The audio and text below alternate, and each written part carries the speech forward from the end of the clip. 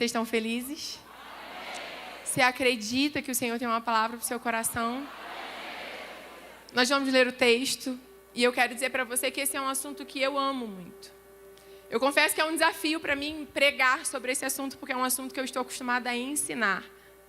A gente tem um retiro sobre esse assunto na nossa igreja, onde a gente passa 3 dias falando só sobre isso. São cerca de 10 ministrações em sequência. Então, esse é um assunto complexo para se falar. Mas eu tenho certeza que essa palavra veio do coração de Deus. E o último louvor que a Sulamita cantou foi uma confirmação. Eu sentei ali e eu estava ouvindo um ruído estranho, algo que a gente sabe que é o Senhor querendo falar conosco. Eu perguntei ao Senhor, eu falei, Senhor, o que o Senhor quer, né? A palavra está pronta, o Senhor já disse, mas de fato, para que o Senhor nos reuniu? Todo mundo está lindo, estou igual a vocês, essa camisa é top. Mas a gente não saiu de casa só para botar essa camisa. Você não saiu de casa para isso. Deus não te trouxe aqui só para isso, eu tenho certeza. E o Senhor falou claramente comigo. Hoje é tarde de padrões familiares antigos serem quebrados. E para Ele fazer isso, Ele precisa levantar alguém disposto a pagar o preço para fazer isso. Ele escolheu você para isso. Ele te trouxe aqui para isso. Você pode dar glória a Deus por isso, porque Ele te escolheu para isso. Amém? Mateus capítulo de número 1. Nós vamos ler a partir do verso número 1 até o verso número 16. Bíblia do culto, versão tradicional. Eu vou ler um verso, vocês leem o seguinte para vocês participarem comigo. Pode ser? Diz assim. Esse é o livro da geração de Jesus Cristo, filho de Davi, filho de Abraão.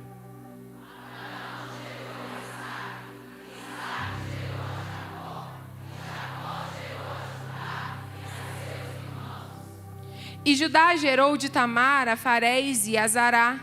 E Farés gerou a Esrom, e Esrom gerou a Arão.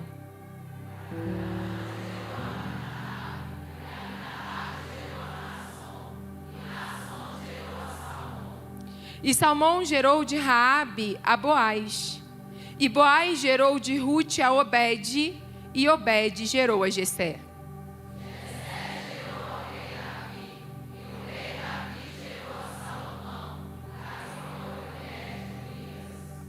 E Salomão gerou a Roboão, e Roboão gerou a Abias, e Abias gerou a Asa.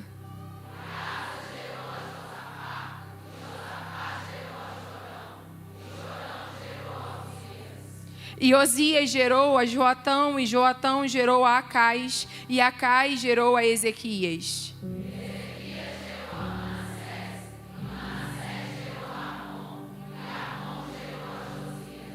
E Josias gerou a Jeconias e seus irmãos na deportação para a Babilônia.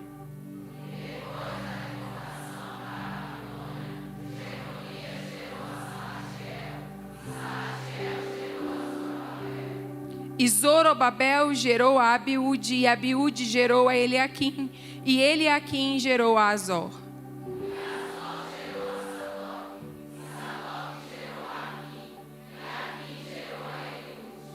E Eliúde gerou a Eleazar, e Eleazar gerou a Matã, e Matã gerou a Jacó, todos juntos. E Jacó gerou a José, marido de Maria, da qual nasceu Jesus, que se chama o Cristo. Aleluia. Eu queria que antes de você se assentar, você falasse para essa pessoa que está do seu lado o seguinte. Diga para ela, você não escolhe a herança que recebe,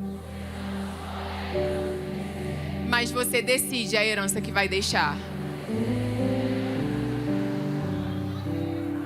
Tome seu lugar.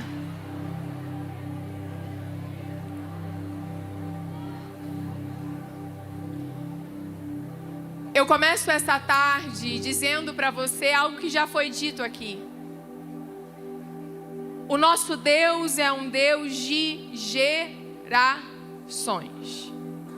Qualquer pessoa que leia a Bíblia e tem um conhecimento mínimo sobre ela sabe que o Senhor é um Deus de gerações e há muitos textos bíblicos que vão revelar isso para nós. O texto central que nos ensina sobre heranças é Êxodo capítulo 20, quando o Senhor dá ali através de Moisés os mandamentos, e os versos 5 e 6 vão dizer para nós aquilo que você já sabe. O Senhor vai dizer: porque eu sou um Deus zeloso, que visito a iniquidade dos pais nos filhos até a 3ª e 4ª geração daqueles que me odeiam, e que faço misericórdia aos que me amam e aos que guardam os meus mandamentos até a 1000ª geração. Esse é um princípio estabelecido na Bíblia, de que Deus age através das gerações. E se você olhar a Bíblia com atenção, você vai ver Deus revelando esse princípio em passagens diferentes. Por exemplo, nós sabemos que o Senhor, Ele nos ensina a transmitir valores através das gerações, sim ou não? E Ele faz isso essencialmente estabelecendo a casa como um local onde valores são transmitidos. Deuteronômio capítulo 6, versos 6 e 7 vai dizer o quê? Estas palavras que hoje eu te ordeno, você ensinará aos teus filhos e falarás dela assentado em tua casa, andando pelo caminho, ao se deitar e ao se levantar. Se você for ler Salmos 72, é um dos textos mais bonitos sobre a importância de uma geração ensinar a geração seguinte. Salmo 78, verso 2, vai dizer o seguinte: em parábolas abrirei a minha boca, proferirei enigmas do passado. E olha que coisa linda. O que ouvimos e aprendemos e que nossos pais nos contaram, nós não deixaremos de contar aos nossos filhos. Contaremos à próxima geração os grandes feitos do Senhor, o seu poder e as maravilhas que Ele fez. Entenda? Esse é um princípio de que uma geração que conhece a Deus tem o dever e a responsabilidade de imprimir esse valor na próxima geração que se levanta. Além disso, há dezenas de registros de genealogia na palavra. E você não precisa mentir para mim. Quem já pulou genealogia? Não vale mentir, não. Quem aqui tem a prática saudável que deveria ser necessária de ler a Bíblia todos os anos? Tem alguns textos na Bíblia que a gente empaca, e genealogia é um deles. Porque parece cansativo. Para que eu vou ficar lendo um nome atrás de outro nome, outro nome, outro nome, outro nome? Para que Deus colocou isso aqui? Entenda. Deus não fez isso à toa. Ele está estabelecendo um princípio. Qual o princípio? Ele é um Deus de gerações. Ele é um Deus que se manifesta através das gerações. Ele não é o Deus só de Abraão. Ele é o Deus de Abraão, ele é o Deus de Isaac, mas também é o Deus de Jacó. Ele não é só o Deus de Davi, o homem segundo o coração de Deus, mas ele também é o Deus da geração de Davi, porque a promessa que ele fez a Davi, ele cumpre dizendo: da sua descendência sempre haverá um sentado no trono. E é por isso que quando Jesus vem a essa terra em carne, Jesus vai nascer como o rei perfeito, como aquele que de fato estabelece um reino que não tem fim, como sendo da descendência e da linhagem de Davi, conforme nós lemos, para mostrar que Jesus como Filho de Deus, que Jesus como Deus, quando se fez carne, e aí preste atenção no que eu vou dizer para você, até Jesus, sendo Filho de Deus, quando se fez carne para ser inserido na história humana, ele fez isso dentro de uma história que se estende de geração em geração. Perceba que Deus é um Deus de gerações, e isso fica claro. Eu estou citando os textos só para você entender que isso aqui não é uma palavra aleatória. Essa é a verdade da palavra. Mas apesar disso, eu tenho certeza que você já ouviu uma centena de heresias sobre esse assunto. Há muita coisa distorcida dita sobre esse assunto, e esse é um problema. Durante muito tempo esteve na moda falar sobre maldições hereditárias, e eu já não gosto desse nome, porque com todo respeito ele me parece bíblica e teologicamente equivocado. Porque ele enfatiza apenas uma face do princípio de responsabilidade que gere o mundo espiritual. Eu disse, esse é um tema complexo, não pretendo e nem tento falar sobre ele aqui, porque seria completamente impossível. Mas ainda que a gente não se debruce a enxergar e a entender o mundo espiritual e os princípios que regem o mundo espiritual, a gente pode parar e refletir como mulheres inteligentes que somos. Só tem mulher inteligente aqui, deixa eu ver. Se a gente olhar apenas com o olhar do ponto de vista social, do ponto de vista de questões emocionais, a gente não pode negar que todo padrão familiar gera consequências, sim ou não? Você não precisa nem entender tudo de mundo espiritual para entender isso aqui. Se você analisar a vida, se você olhar para a realidade da vida, você vai perceber que na família, práticas que temos, hábitos que estabelecemos, feridas que são feitas, abandonos que são praticados, crenças que são aprendidas, omissões que são repetidas, perceba, tudo isso são comportamentos que nós aprendemos dentro da nossa casa, que muitas vezes são normalizados e são repetidos. E é por isso que a Bíblia enfatiza que a família precisa ser o lugar de transmitir a verdade. Porque é a verdade que redime uma história. É a verdade que cura uma história. Escute o que eu vou dizer para você entender o nível de ataque que a sua casa sofre. Uma família curada, que segue princípios e vive em obediência, transmite esses valores à próxima geração. Vou dizer de novo.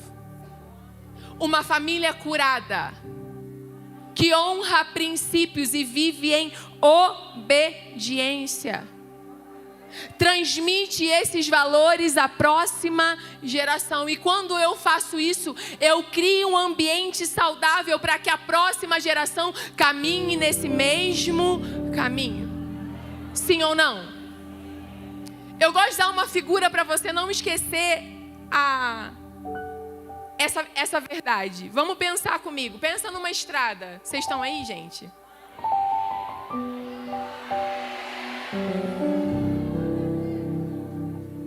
Pensa comigo numa estrada, ok? Vamos pensar que cada pessoa que atravessou essa estrada se encarregou de cuidar dela. Uma tapou o buraco. A outra botou sinal de alerta onde era perigo. A outra pavimentou. Pense numa sucessão de pessoas passando por uma estrada onde cada uma que passa cuida desse caminho. Aquele que vem depois vai ter um caminho mais fácil, sim ou não? Agora pense ao contrário. Pense uma estrada onde cada um que passou, ao invés de tapar buraco, fez buraco. Pense numa estrada onde cada um que passou, ao invés de botar um sinal de alerta, criou mais buracos para cair. Pense numa estrada onde todo mundo que veio antes não teve o cuidado de pavimentar nada, de sinalizar nada. A pessoa que precisa trilhar esse caminho, vai ser mais fácil ou mais difícil? Assim também é a nossa história. Assim também acontece conosco. Entenda, eu e você, todas nós, somos resultado da história de pessoas que vieram antes de nós. E nós não podemos mudar isso. Nada do que você fizer vai mudar o que aconteceu antes de você. Já foi, está feito, passou. Mas nós também somos responsáveis pela história de quem vai vir depois. Nós também somos responsáveis sobre a história de quem vai vir depois de nós. E sobre isso nós podemos escolher. Eu não posso escolher pelo que passou, mas eu posso escolher por aquilo que vai vir. Eu não posso mudar a história de quem veio antes, mas eu posso me responsabilizar por criar um caminho correto para que quem venha depois não precise passar pelas diversidades que eu precisei passar. É por isso que eu quero que você olhe comigo nessa tarde sobre essa genealogia, que não é uma genealogia qualquer, mas é a genealogia de Jesus. Para que você aprenda algumas verdades muito importantes sobre esse assunto. Verdades que podem te ajudar a entendê-lo e a viver com ele de forma responsável, mas também de forma libertadora. Primeira coisa que eu preciso dizer para você, grave isso. Você não pode mudar a herança que você recebeu. Mas você precisa entender que heranças ruins não são sentenças definitivas sobre o seu futuro. Você não pode mudar a herança que recebeu. Mas a herança ruim que porventura você tenha recebido não é uma sentença definitiva sobre o seu futuro. Gente, deixa eu contar uma coisa para vocês. Mateus capítulo 1 está contando a história da família de quem? De Jesus. Eu adoro essa passagem. A história da família de Jesus é no mínimo questionável. Se você olhar com atenção, você vai ver que a história da família de Jesus é cheia de problemas. Quem aqui tem família difícil? Não levanta a mão. Família é uma bênção, né, irmãos? Ô, glória! Mas eu posso te garantir que vai ser difícil a sua família ser mais difícil do que a família de Jesus. Olhe para a história, gente. Abraão, pai da fé. Mas Abraão também mente que Sara é sua mulher. Ele ensina a sua família um padrão de mentira. Sara, a esposa de Abraão, a mãe da promessa, mas lembra da confusão que Sara arrumou com a sua precipitação? Ela cria um problema. Abraão vai ter filho, o outro filho vai brigar com Isaac, Isaac e Ismael vão viver em guerra até hoje. Aí vem Isaac, 2 filhos, Esaú e Jacó, que brigam desde o ventre. Eles passam a vida brigando. Vem Jacó, se casa. Mas ele não se casa com uma apenas, ele se casa com as 2 irmãs, porque ele também foi enganado. E aí Léia e Raquel vão fazer o quê? Se dar bem? Brigar. Jacó tem filhos. E seus filhos? São amigos? Não. Os irmãos odeiam José. E eles vão jogar o próprio irmão numa cova. Vão vender ele depois como escravo. Depois de um tempo, todos eles vão para o Egito, passam lá. Anos dentro de um cativeiro, dentro de uma situação de escravidão. E quando eles finalmente são libertos, irmãos, em nome de Jesus, não perca o seu foco e a sua atenção. Aleluia. Quando eles finalmente são libertos e vão viver a provisão de Deus no deserto, a coisa é fácil? Não. Há uma geração que se revolta, uma geração que murmura, uma geração que abandona tudo aquilo que Deus tinha feito. Vem o tempo dos juízes.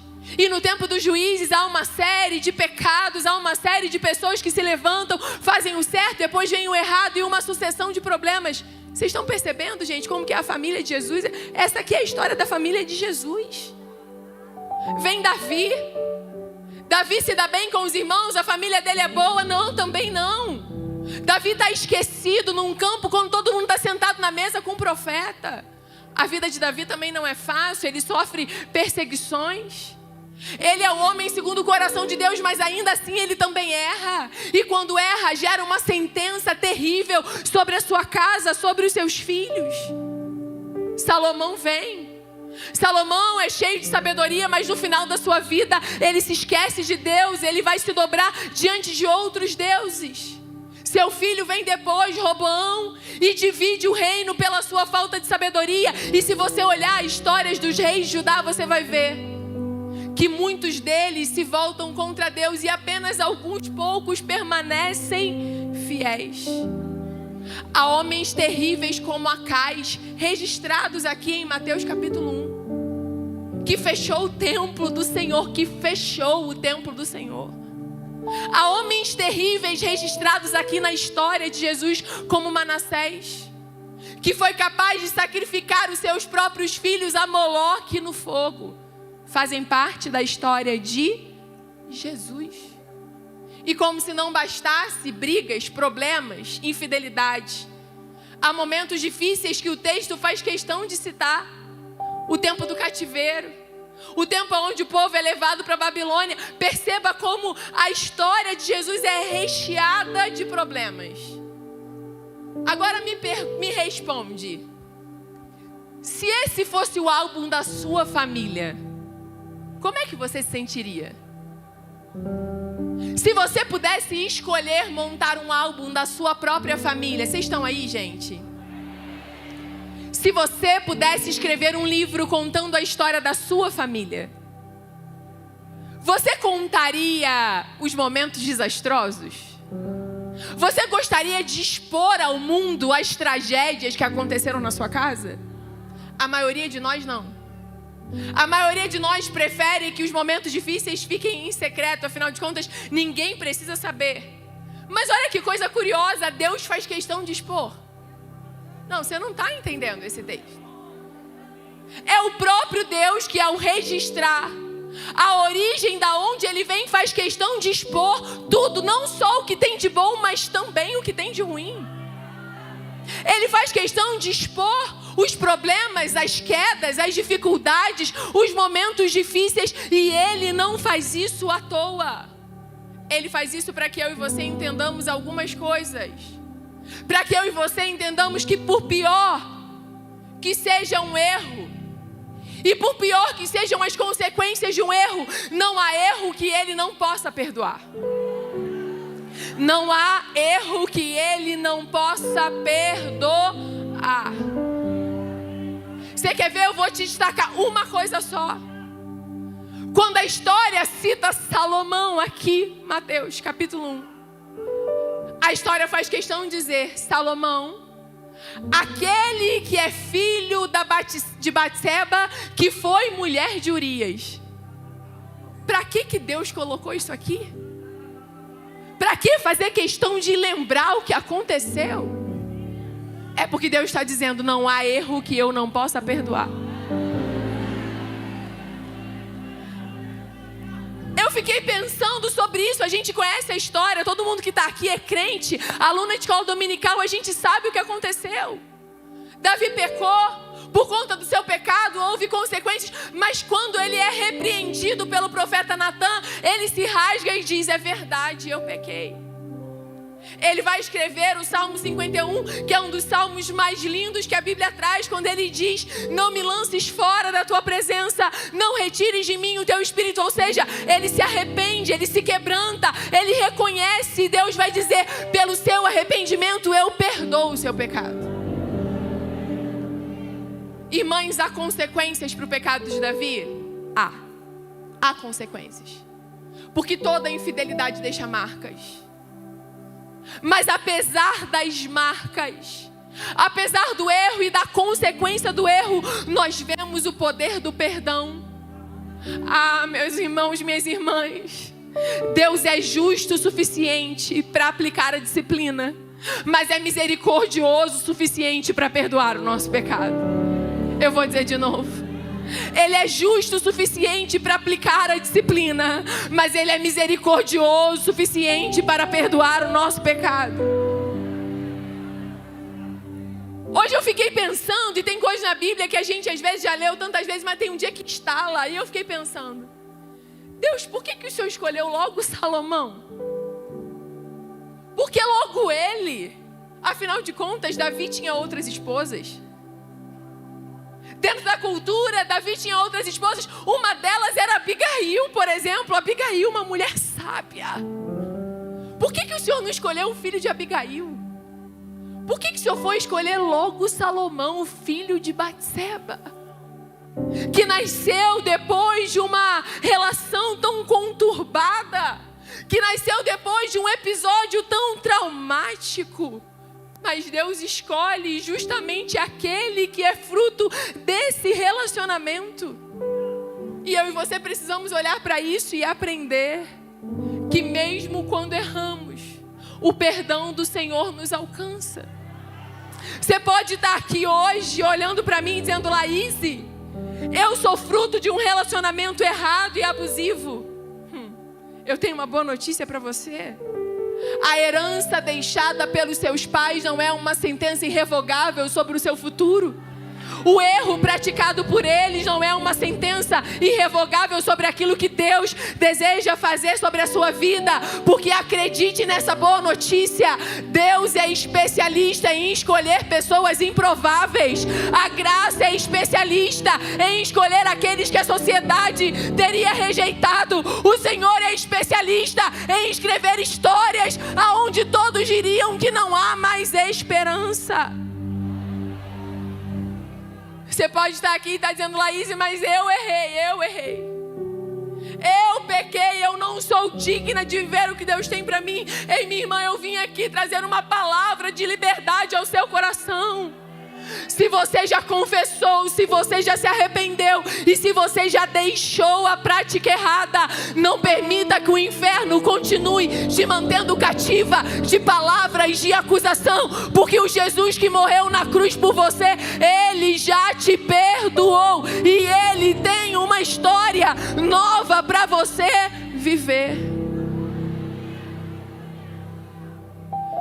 Jesus faz questão de expor a história dele com todos os detalhes, inclusive os ruins, para lembrar a nós que ainda que os erros gerem consequências, eles não impedem o Senhor de nos perdoar.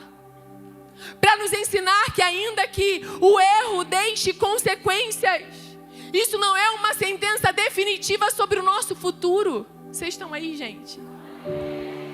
Se você olhar em Mateus capítulo 1, versos de número 11. O texto faz questão de dizer que dentro da história de Jesus houve um momento onde o povo foi levado para o cativeiro. Mateus capítulo 1, verso 11 vai dizer: e eles então foram levados para a Babilônia. E por que foram para a Babilônia? Você sabe. Consequência dos pecados cometidos. Porque pecados deixam consequências. Eu não vim aqui dizer nada ao contrário disso. Pecados deixam consequências e o cativeiro é uma geração vivendo as consequências de pecados cometidos pelas gerações que vieram antes. Mas deixa eu te falar uma coisa, gente. A história não acaba no verso 11. A história não acaba no verso 11.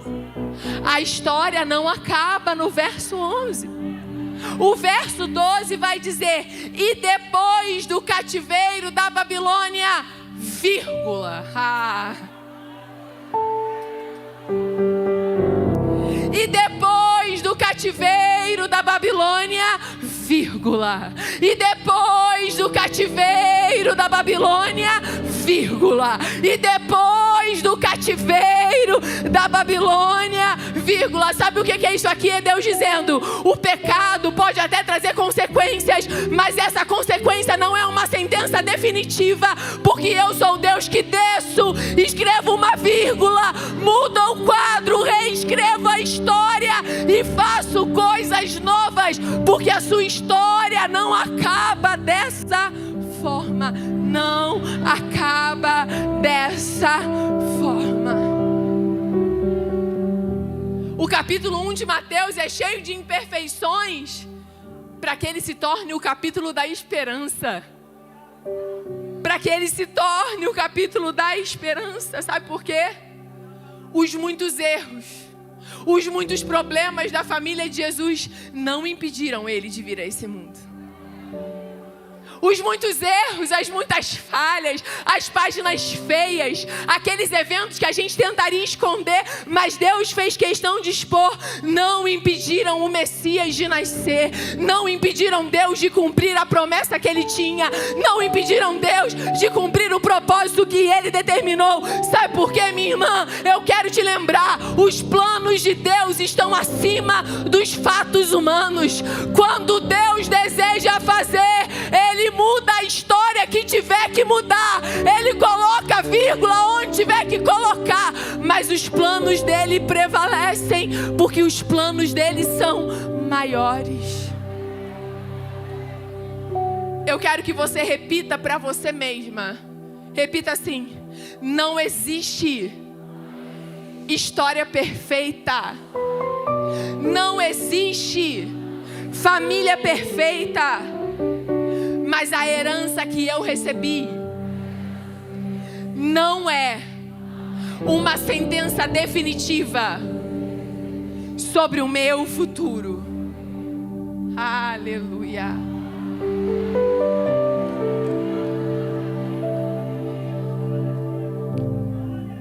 A primeira coisa que Mateus 1 me ensina é que eu não posso mudar a herança que eu recebi, mas que ela não é uma sentença definitiva sobre o meu futuro. Mas tem mais uma coisa muito importante registrada aqui. Você não pode mudar o passado, mas você pode ser o ponto de virada para uma história nova. Ah, Jesus. Você não vai conseguir mudar o que fizeram antes de você. Mas você pode se levantar hoje e decidir fazer a diferença a partir de você. Assim como a verdade das heranças são uma verdade inquestionável na palavra, existe uma verdade que precisa ser lembrada aos nossos corações. É que por mais que a gente seja influenciado e alcançado pelo meio, pela cultura, pelos valores, pelos hábitos aonde estamos inseridos, as decisões pessoais ainda falam mais alto do que qualquer herança recebida. As decisões pessoais falam mais alto do que qualquer herança recebida. Eu não sei como foi a sua história até aqui. Eu não sei quanta coisa aconteceu na sua casa, na sua família ou na sua própria história. Mas uma coisa eu sei. Tudo o que aconteceu até hoje não te impediu de estar aqui hoje. Você pode contar a história triste que você quiser contar, mas eu vou te dar uma boa notícia. Nada disso te impediu de estar aqui hoje. Nada disso te impediu de estar aqui hoje. E se você está aqui hoje é porque Deus escolheu você para ser um ponto de virada na história das suas gerações. Você precisa entender isso nessa tarde. O erro, a dor, o abandono, a infidelidade e a miséria podem ter sido uma verdade até você, mas eles não serão após você. O abandono pode ter sido uma realidade até você, mas você está aqui e foi escolhida para dizer que a partir de você essa herança maldita acaba. Que a partir de você esse legado de dor acaba. Que a partir de você essa história de destruição acaba. Por quê? Porque se você chegou aqui, Deus está te dando a oportunidade de se levantar e dizer: aconteceu até mim, mas não acontecerá a partir de mim.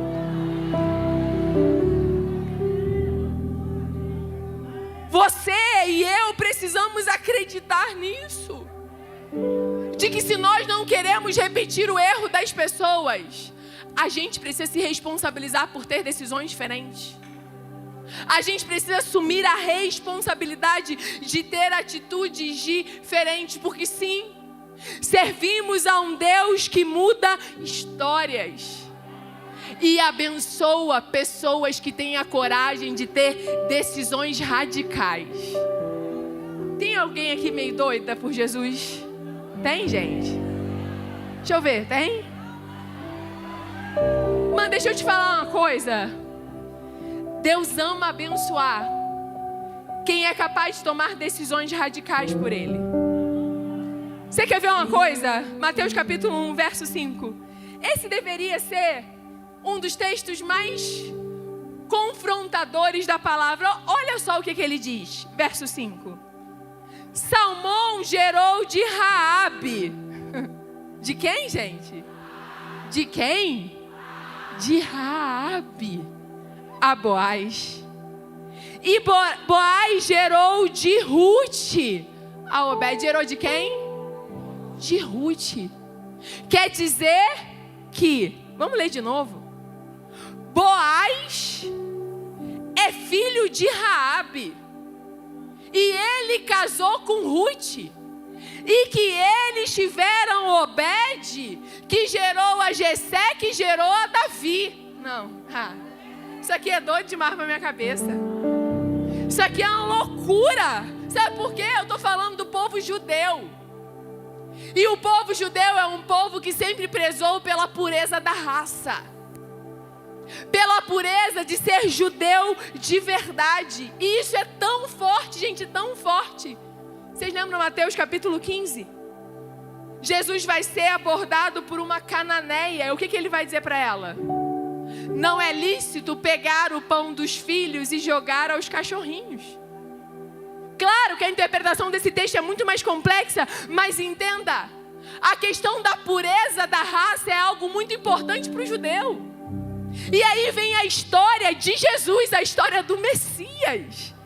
dizendo que lá na história tem uma tal de Raabe, uma cananeia prostituta de Jericó. Que na história de Jesus tem uma Ruth, uma moabita viúva, que não tinha nenhum futuro. Aos olhos humanos, isso aqui é loucura, é inaceitável. Não faz o menor sentido que na linhagem do Messias tem uma cananeia e uma moabita. Mas Deus está revelando uma verdade. Ele honra todo aquele que é capaz de ter uma atitude de fidelidade e coragem, independentemente da sua origem questionável.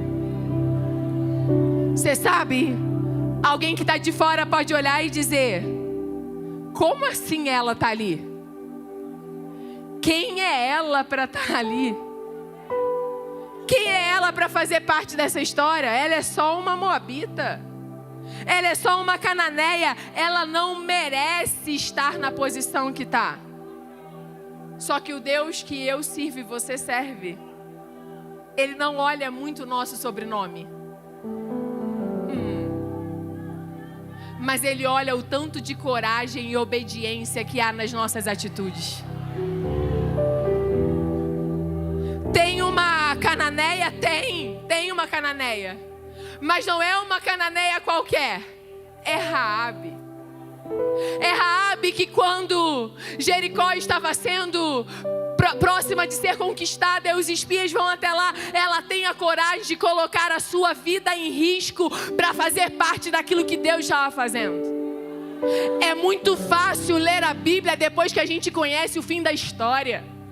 Mas se coloque no lugar dela para pensar. Vem espia conquistar a terra e ela está escondendo os inimigos dentro de casa, entendendo que Deus tem um plano naquilo, e ela está arriscando a própria vida para que Deus cumpra aquilo que Ele deseja cumprir.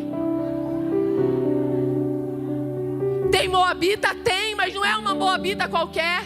É Ruth. É Ruth que rompeu com a sua história, que rompeu com a sua casa, que rompeu com a sua família, que rompeu com tudo aquilo que ela tinha, com a dor que ela carregava, para ser fiel a uma aliança e dizer: a partir de hoje eu não sirvo mais os deuses dessa terra, o teu Deus é o meu Deus, o teu povo é o meu povo, aonde você for eu irei. Para quem está olhando de fora, está pensando: mas quem elas são para estar onde estão? Você já entendeu? Tem hora que a gente olha e pensa: mas como é que essa pessoa está ali? Quem ela é para merecer estar onde está? Eu vim te dar um conselho, minha irmã. Antes de questionar o lugar onde alguém está, entenda: você não sabe a loucura que essa pessoa fez pelo Senhor. Você não sabe o preço que ela precisou pagar. Você não sabe a dor que ela precisou vencer. Você não sabe quantas lágrimas ela precisou derramar. Você não sabe as renúncias que ela precisou fazer. Mas Raabe e Ruth estão aqui para lembrar a mim e a você que atitudes radicais de fé e obediência têm o poder de romper ciclos de dor, de fazer de você para viver destinos improváveis. E eu quero liberar uma palavra sobre a sua vida que Deus gritou ao meu coração: nenhuma renúncia que você fez pelo Senhor deixará de dar frutos sobre você e sobre a sua descendência. Nenhuma renúncia que você fez por amor e fidelidade a Deus deixará de dar frutos sobre a sua vida, sobre a sua casa e sobre a sua descendência. O Senhor está aqui nessa tarde, abrindo os seus olhos para você entender que você foi escolhida para romper ciclos de dor. Você foi escolhida para romper ciclos de dor, e que você pode se levantar para dizer: a partir de mim a história vai ser diferente. A partir de mim a história vai ser diferente. Eu quero te encorajar a levantar a sua mão. Levante a sua mão com autoridade. Levante a sua mão e declare: houve dor até aqui. Houve destruição até aqui. Houve abandono até aqui. Houve miséria até aqui. Mas agora você vai gritar bem alto: mas a partir de mim. Mais alto, mas a partir de mim. Não mais haverá. Não mais haverá dor. Não mais haverá abandono. Não mais haverá miséria. Esse legado de destruição pode ter vindo até aqui, mas ele não vai permanecer a partir de você. Aleluia. Aleluia.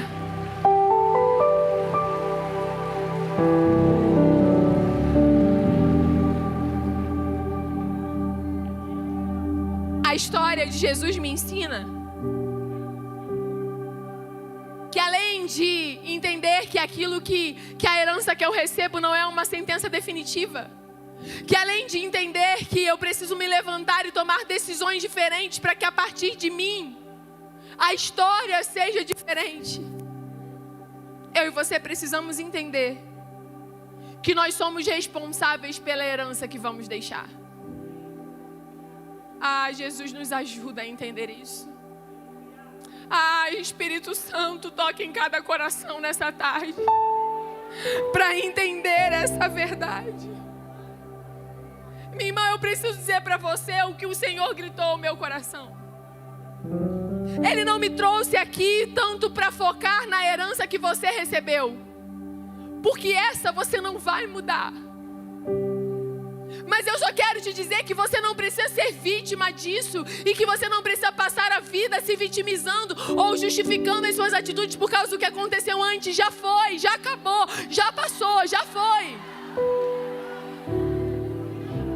Mas Deus me trouxe até aqui para fazer você pensar sobre a herança que você vai deixar. Sobre qual é o legado que você vai deixar para quem vem depois de você. Olha aqui para mim. Tem muitas aqui, eu quero crer nisso, que tem muitas aqui que vieram de uma casa onde os valores corretos foram ensinados, aonde você viveu uma casa equilibrada, ajustada, e você recebeu toda uma herança bendita. E se você viveu isso, glória a Deus por isso. Você agora tem a responsabilidade de continuar plantando isso para as próximas gerações. Não desperdice aquilo que foi plantado antes de você. Eu estou falando aqui para quem é filho de servo fiel. Não desperdice a semente que os seus pais semearam na sua vida. Não desperdice, não jogue fora o que eles plantaram com lágrimas e oração sobre a sua vida. Mas talvez você esteja aí assim como eu. Você não tenha vindo de um contexto favorável. Talvez você, assim como eu, não tenha vindo por uma estrada onde estava tudo arrumado, onde não tinha buraco, onde tudo estava sinalizado. Talvez você, assim como eu, precisou fechar os buracos, precisou consertar a estrada, precisou colocar sinais. Só que tem uma coisa, irmã. Nós precisamos sair da posição de vítimas. Nós precisamos sair da posição de coitadas e assumir uma posição de responsabilidade. Eu não estou preocupada e nem tenho um compromisso em te animar nessa tarde. Mas eu tenho a responsabilidade de ministrar a palavra da forma como o Senhor colocou no meu coração. E a mensagem nessa tarde é: não use a história como justificativa para você viver uma vida de erro. Você precisa assumir a responsabilidade por aquilo que você vai deixar para quem vem depois de você. Olhar para a história de Jesus é entender o exemplo perfeito disso. De que, Laíse? De que Deus nos chama para mudar a história de gerações que vêm depois. de que Deus confia em nós a missão de mudar a história de gerações que vão vir depois de nós. Olhe para Jesus, gente. Jesus, antes dele, todos nós estávamos condenados, sim ou não? Todos nós estávamos destinados à morte, separados de Deus, inimigos de Deus. Mas ele veio. Ele veio e se fez maldição em nosso lugar, para que a partir dele nós fôssemos inseridos na família de Deus. A partir dele, ele te tirou da posição de escravo e te colocou na condição de filha. Ele te tirou da posição de escravo do pecado e te colocou na condição de filha para se assentar à mesa com o Senhor. Mas sabe por que isso foi possível? Foi porque Jesus nunca se fez de vítima da sociedade. Ele nunca se colocou, eu fui injustamente condenado, eu fui injustamente crucificado. Não, não, não. Ele abraçou o seu propósito. Ele não foi crucificado, ele entregou a própria vida. Ele não foi morto, ele assumiu a responsabilidade de se fazer sacrifício por mim e por você. Ele renunciou e pagou o preço para que nós tivéssemos a oportunidade de viver uma vida diferente, uma vida em liberdade.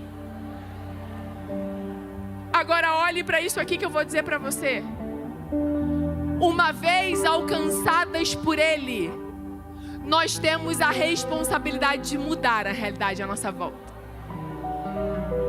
Uma vez que fomos alcançadas por Ele, pelo seu sacrifício, eu e você temos a responsabilidade de mudar a realidade à nossa volta. Pegue a sua Bíblia. Abra em Isaías capítulo 61.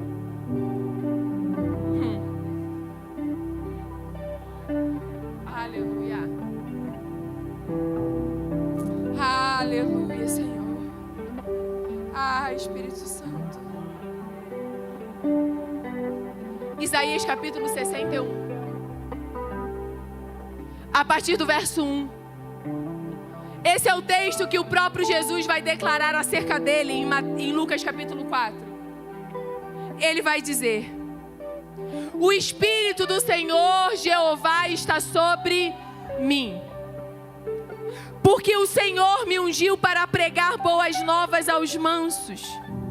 Enviou-me a restaurar os contritos de coração, a proclamar liberdade aos cativos e abertura de prisão aos presos, a apregoar o ano aceitável do Senhor e o dia da vingança do nosso Deus, a consolar todos os tristes, a ordenar acerca dos tristes de Sião, que se lhes dê ornamento por cinza, óleo por gozo de tristeza, vestes de louvor por espírito angustiado, a fim de que se chamem árvores de justiça, plantação do Senhor, para que Ele seja glorificado. É Jesus dizendo: eu vim fazer isso por eles. Ele veio fazer isso por mim e por você. Ele transformou a nossa tristeza em alegria. Ele mudou as nossas vestes. Ele derramou óleo fresco sobre a nossa cabeça. Ele levou liberdade. Ele nos trouxe a verdade. Mas olha o que o verso 4 diz. Ele diz: eu fiz isso por eles e agora olha o que eles vão fazer. Verso 4. Eles edificarão os lugares antigamente assolados e restaurarão os antes destruídos e renovarão as cidades assoladas que foram destruídas de geração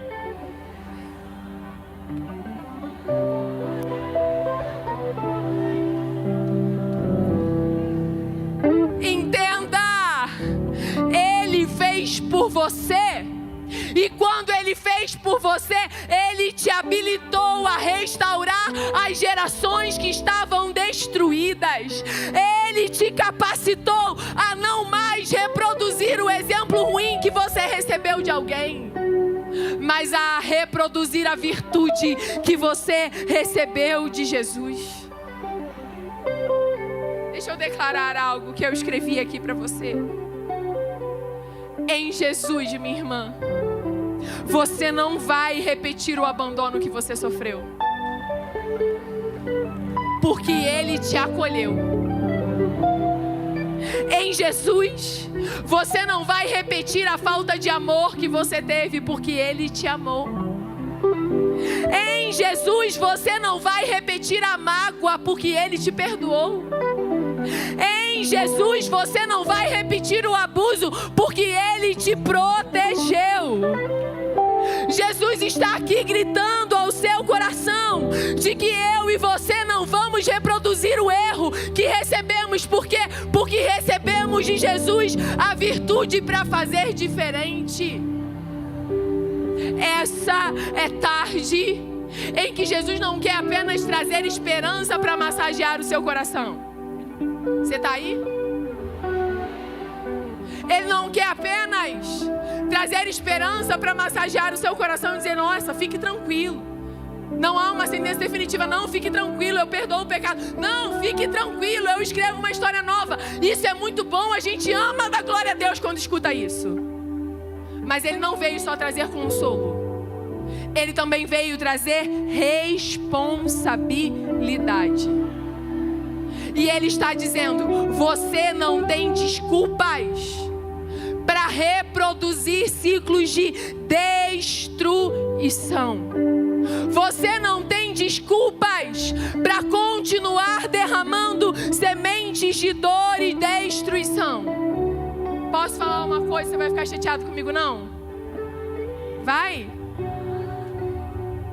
Nada do que você viveu, nada do que fizeram justifica que você continue vivendo uma vida de infidelidade.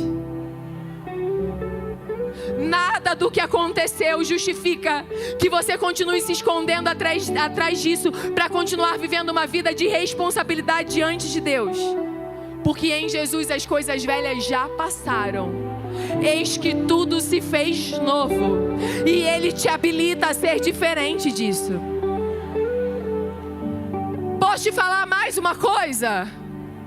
Nada do que fizeram com você justifica que você machuque outras pessoas. Nada do que fizeram com você justifica que você se ache no direito de machucar outras pessoas, de ignorar o sentimento de outras pessoas, de fazer da sua dor um escudo e uma justificativa para tratar os outros da forma que você quer tratar. Deus está te chamando a responsabilidade nessa tarde. Jesus te alcançou. E Ele te alcançou não para você ser alguém que destrói, mas para você ser alguém que levanta. Não para você ser alguém que derruba, mas para você ser alguém que edifica. Não para você ser alguém que mata, mas para você ser alguém que leva a palavra de vida. Não para você ser alguém que fere, mas para você ser alguém que consola. A pergunta do Espírito Santo para você nessa tarde é: qual é a herança que você vai deixar? Pare de se preocupar com o que você recebeu e comece a pensar o que é que você vai deixar.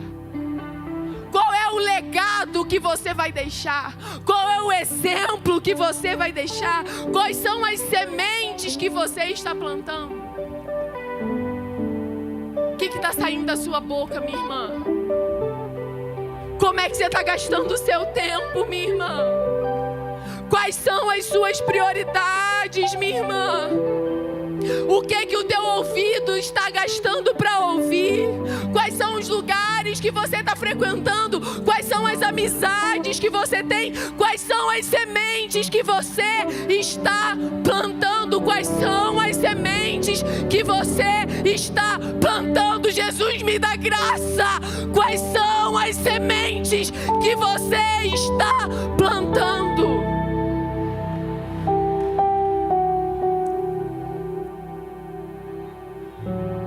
Não adianta comprar presente para os seus filhos.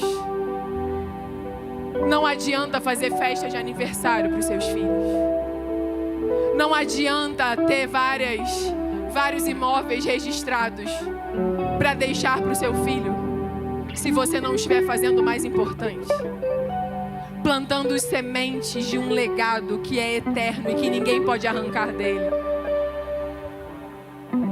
Deus está chamando mães à responsabilidade, avós à responsabilidade. Ei, o que você faz não termina em você. O que você está plantando para o futuro dos teus filhos com aquilo que você está fazendo, com o tempo que você tem? Que tipo de semente você está semeando para as suas próximas gerações? O que você vai deixar para aqueles que vão vir depois de você?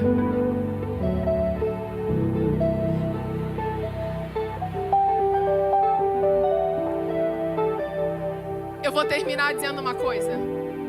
Vocês estão aí? Posso continuar só mais um pouquinho? Uma das histórias mais tristes sobre legado é a história do rei Ezequias. Quem lembra dele? Rei Ezequias. Um dos poucos reis que foram fiéis ao Senhor. Ele foi um homem de Deus, ele fez várias obras corretas. Preste atenção. Ele reconstruiu, restabeleceu o culto, restabeleceu festas. Ele agiu com o coração diante de Deus. Ele é aquele rei que ia morrer e ora. Lembra dele? Ora e Deus acrescenta os anos, só para você lembrar. É esse, é Ezequias. Um homem de Deus, um homem fiel. Só que a Bíblia diz que no final da história dele, ele recebe uma visita e uma comitiva. Ele recebe uma comitiva da Babilônia. E ele deixa essa comitiva entrar dentro da sua casa. Senhor, nos ajuda. Ele deixa a comitiva entrar dentro de casa. E ele mostra tudo para os babilônios. A irmã já entendeu, gosta assim. Ele abre os tesouros. Ele revela todas as riquezas. Ele abre tudo para os babilônios e diz: pode olhar, pode ver, não tem problema, fica à vontade, entra. E era homem de Deus, viu? Ele faz isso, aí o profeta Isaías vai até ele e pergunta: quem que veio aí? O que aconteceu? O que viram na sua casa? Ele vai dizer: foi uns amigos ali da Babilônia que vieram. E o que eles viram? Viram tudo. Como assim? Viram tudo. Mostrei tudo. Abri a porta, chamei para dentro e mostrei tudo. Aí Isaías vai olhar para ele e vai dizer: por causa disso, um dia eles virão e toda a riqueza que você mostrou eles vão levar para a Babilônia. E a sua descendência também vai ser morta e levada por eles. Irmãos, isso é desesperador. Sim ou não? E era homem de Deus, sim ou não? Era homem de Deus, orava e Jesus ouvia a oração. Mas sabe o que é pior de tudo isso? Pior do que abrir a porta, pior do que deixar entrar, pior do que plantar essa semente, é que quando ele é repreendido por Isaías, sabe o que ele vai dizer? Ele vai dizer assim, 2 Reis, capítulo 20, verso 19, para você não achar que eu estou inventando. Ele vai dizer, ele vai olhar para Isaías e vai dizer: boa é a palavra do Senhor, que disse para mim, porque nos meus dias haverá paz e verdade. Eu não sei se você entendeu isso aqui. Isaías veio com uma sentença dizendo: olha, tudo que você tem vai ser levado, seus filhos inclusive serão mortos. E ele vai ouvir essa sentença e não vai chorar e não vai se arrepender. Ele vai dizer: até que essa palavra é boa, porque não sou eu que vou ter que lidar com isso, quem vai lidar com isso é quem vem depois.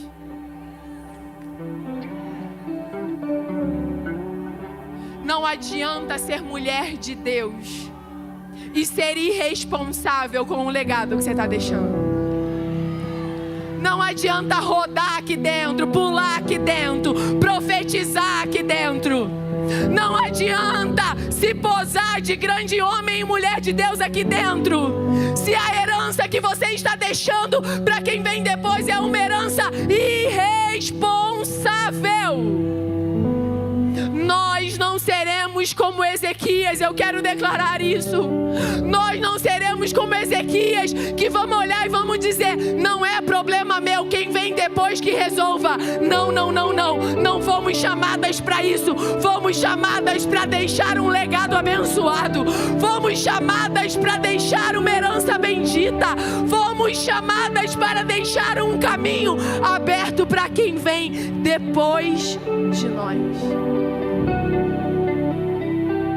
Com a permissão dos pastores, posso pedir que se coloquem de pé? Se coloquem de pé.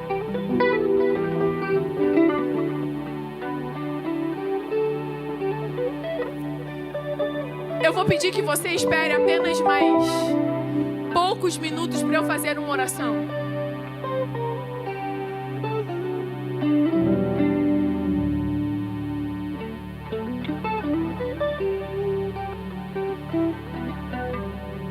Eu sei o Deus que nós servimos.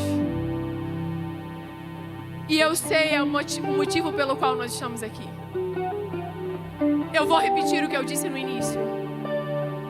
O Senhor falou claramente ao meu coração de que nessa tarde Ele estava levantando mulheres dispostas a quebrar padrões de destruição. E eu quero fazer um convite para você. Você já ouviu que a herança ruim que você recebeu não define a sua história? Você já ouviu que não existe pecado grave que Ele não seja capaz de perdoar? Você já ouviu que Ele é Deus que honra posicionamentos de fé e fidelidade? Mas Ele quer ver nessa tarde quem de fato precisa e quer romper com histórias de dor. Eu não estou chamando todo mundo, eu estou chamando pessoas que sabem o que vivem dentro de casa. Eu estou chamando aqui na frente homens, mulheres, que vivem um padrão familiar de dor, que vivem uma repetição de histórias de fracasso e de miséria, de abandono, de traição, de divórcios. Uma história sucessiva que não combina com a palavra. Eu quero te convidar a sair do seu lugar e vir aqui na frente. Alguém nessa geração vai ter que se levantar para dizer: aconteceu até aqui, mas daqui para frente não vai acontecer mais.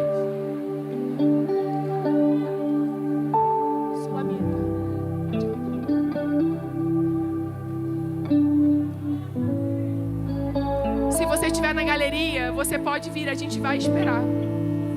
Crente não tem pressa para orar, a gente não tem pressa para isso. Saia do seu lugar. Saia do seu lugar. Ah, Jesus.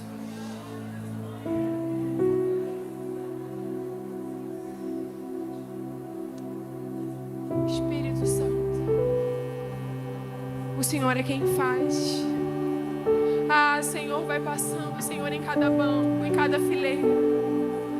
Vai sondando os corações.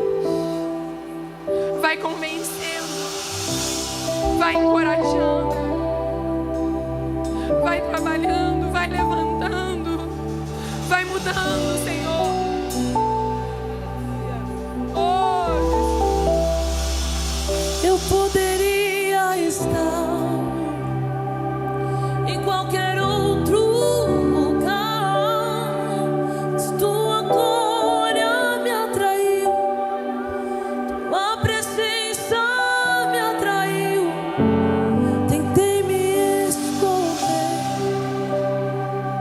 por medo de não viver, mas tua glória me atraiu, tua presença me atraiu.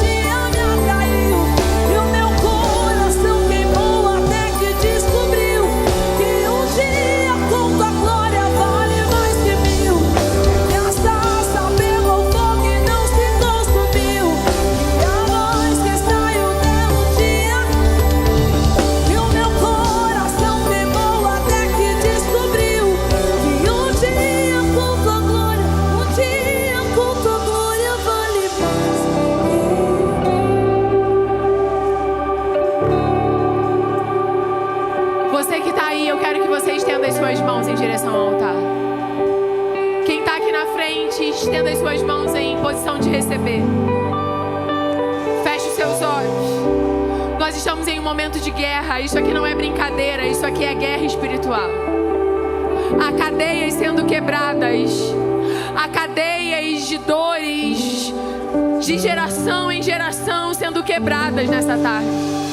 Há histórias de gerações sendo mudadas nessa tarde.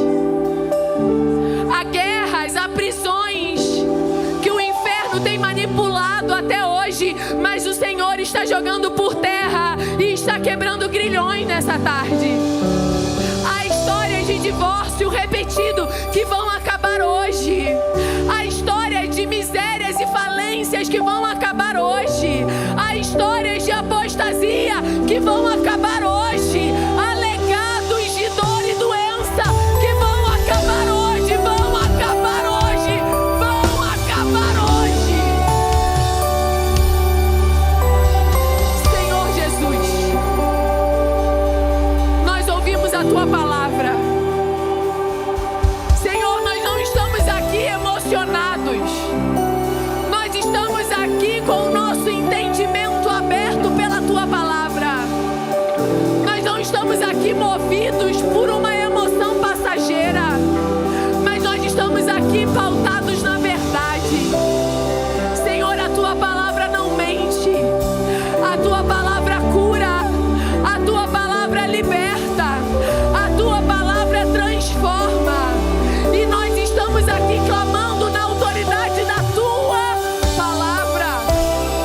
Pai, nós te pedimos que toda cadeia de dor, que toda prisão de espiritual de morte, que toda cadeia de enfermidade, que toda cadeia de divórcio, que toda cadeia de abandono, que toda cadeia plantada nessas gerações seja desfeita agora no nome de Jesus. É no nome de Jesus. É no nome de Jesus que nós clamamos. Nós confessamos nessa tarde todo o pecado cometido. Nós reconhecemos, Senhor, as iniquidades praticadas. Nós nos arrependemos delas. E nós clamamos pelo Teu perdão. E o Teu perdão cobre. O Teu perdão cobre. O Teu perdão apaga toda transgressão. Senhor, eu te peço, tira da mão do inferno a legalidade aberta. Senhor, tira da mão do inferno a brecha que dava a ele a autorização para manter cativa essa família. O Senhor é quem tem a chave. O Senhor é que tem a chave da vida e da morte. E nós clamamos, Senhor, tira da mão do adversário toda a cédula de acusação e crava na cruz e libera perdão e libera restauração. E nós cremos, Senhor, nós cremos que a partir de nós a história vai ser diferente.